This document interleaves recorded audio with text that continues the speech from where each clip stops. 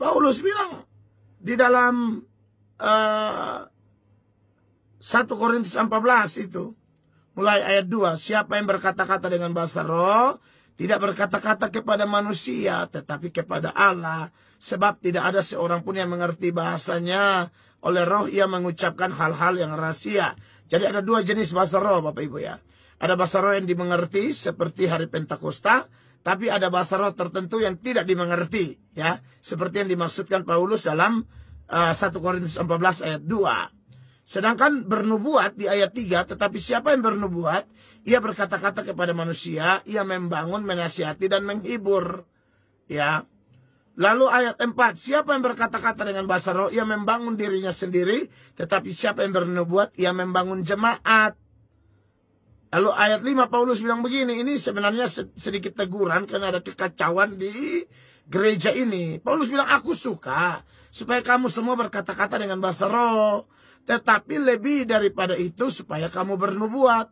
Sebab orang yang bernubuat lebih berharga daripada orang yang berkata-kata dengan bahasa roh. Kecuali kalau orang itu juga menafsirkannya sehingga jemaat dapat dibangun. Ya, ayat 6 Paulus bilang begini. Jadi, saudara-saudara, jika aku datang kepadamu dengan berkata-kata dengan bahasa roh, ini ayat bilang begini, apa gunanya itu bagimu? Makanya harus, kalau bahasa roh tidak ada guna bagi orang lain, diam saja. Nanti baca ayat selanjutnya. Diam saja kalau tidak bisa ditafsirkan. Apa gunanya itu bagimu? Jika aku tidak menyampaikan kepadamu penyataan Allah atau pengetahuan atau nubuat atau pengajaran. Begitu ya. Nah maka dari itu saudara-saudara, bahasa roh itu harus dipakai secara benar ya.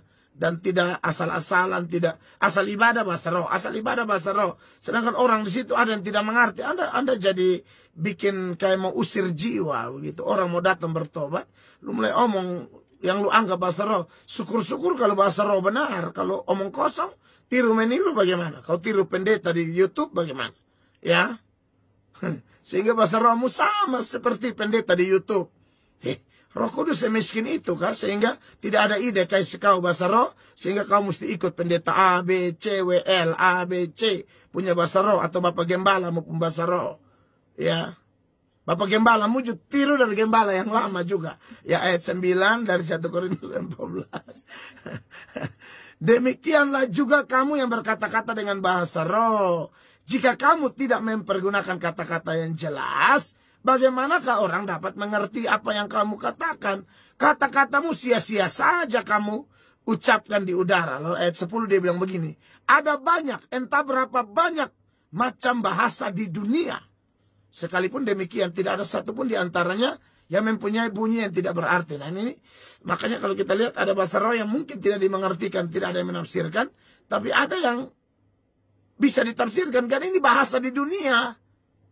Makanya Paulus entah ada berapa banyak macam bahasa di dunia. Dan seterusnya. Tapi intinya, kalau Paulus bilang aku lebih suka pakai 5 kata, ya, yang mudah dimengerti daripada beribu-ribu kata yang tidak dimengerti. Makanya saya dan saudara harus perhatikan ini, saudara-saudara. Ya. Paulus memang punya bahasa roh dan bahasa rohnya luar biasa. Ayat 18 dari kisah 1 Korintus 14. Aku mengucap syukur kepada Allah bahwa aku berkata-kata dengan bahasa roh lebih daripada kamu semua. Tetapi dalam pertemuan jemaat, aku lebih suka mengucapkan 5 kata yang dapat dimengerti untuk mengajar orang lain juga daripada beribu-ribu kata dengan bahasa roh. Ingat, beribu-ribu kata berarti katanya lain-lain. Nah yang sekarang pun ini hanya itu-itu sah. Ini binan beta omong susah lah. Katanya itu-itu sah. Ini beta pakai contoh yang tidak ada lah. Ciki-ciki-ciki. Itu 2 jam tuh ciki-ciki loh. Dia capek dia ganti cuka. Jadi makan ciki pakai cuka. Begitu. Nah Paulus bilang beribu-ribu kata bahasa roh. Jadi bahasa rohnya tuh beribu-ribu kata. Tidak itu doang. Ciki cuka 2 jam ciki cuka. Ya. Aduh, tolong dong dewasa mengerti sedikit. 2 jam hanya ba 2 jam. Paulus bilang beribu-ribu kata. Kalau papa itu tidak ada kata apa-apa. Katanya cuma papa, jamnya yang lama. Hati-hati loh. Saudara beta omong ada dasar loh ya. Paulus bilang aku nih punya kata-kata nih beribu-ribu. Tetapi yang punya kata beribu-ribu hanya bukan yang papa-papa atau cici atau bala-bala atau apalah. Sandalama. Ulang eok itu saja. Beribunya di mana? Roh Kudus tuh kaya. Kau jangan bikin Roh Kudus kelihatan murahan. Ada satu orang tanggapi saya di TikTok. Aduh, beta ini Bapak nih mengerti. Kalau diajar saya tentang karunia. Mel atau mesti belajar karunia roh. Ya ampun. Coba saya tanya jawab. Begini Bapak masuk baik. Kalau saya cuci dan Bapak saat kalian. Yang pakai kopiah tuh. Siapa itu? Dia bikin diri kayak mengerti. Kau pikir saya ini turun dari data bangun tidur langsung naik khotbah. Saya ini belajar dulu kak. Ada. Kau lihat ini kata nih. Beribu-ribu kata dengan bahasa roh. Artinya ke bahasa roh itu beda-beda. Kosakatanya ada. Percaya ini pendeta-pendeta top tapi ngawur. Pakai tiup Roh Kudus lagi. Lu pikir ini lilin ulang tahun. Jangan dong. Jangan sembarang ya.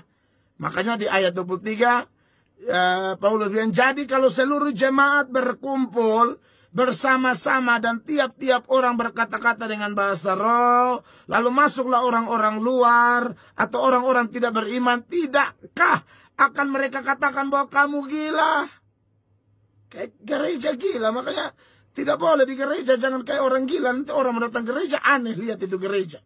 Perbanyak khotbah, perbanyak ayat, perbanyak ajaran, perbanyak pengetahuan. Supaya jemaat bertumbuh. Perbanyak doa, boleh. 17, 27 dari 1 Korintus 14. Jika ada yang berkata-kata dengan bahasa roh, biarlah 2 atau sebanyak-banyaknya 3 orang. Seorang demi seorang. Dan harus ada seorang lain untuk menafsirkannya. Nah, kalau tidak bisa tafsir, 28. Jika tidak ada orang yang dapat menafsirkannya, dengarin ayat. Hendaklah mereka berdiam diri dalam pertemuan jemaat. Dan hanya boleh berkata-kata kepada dirinya sendiri dan kepada Allah. Lu diam, kata Alkitab. Hormat firman sedikit. Ini sebelum mulai WL yang baterai. Ayah mulai baru semua sama. Papa. 2 jam. La 2 jam. Lalu kau bilang itu bahasa roh?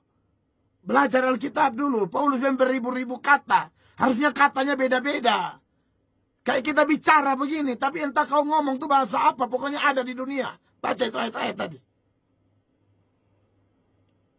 Ya, itu sudah ya.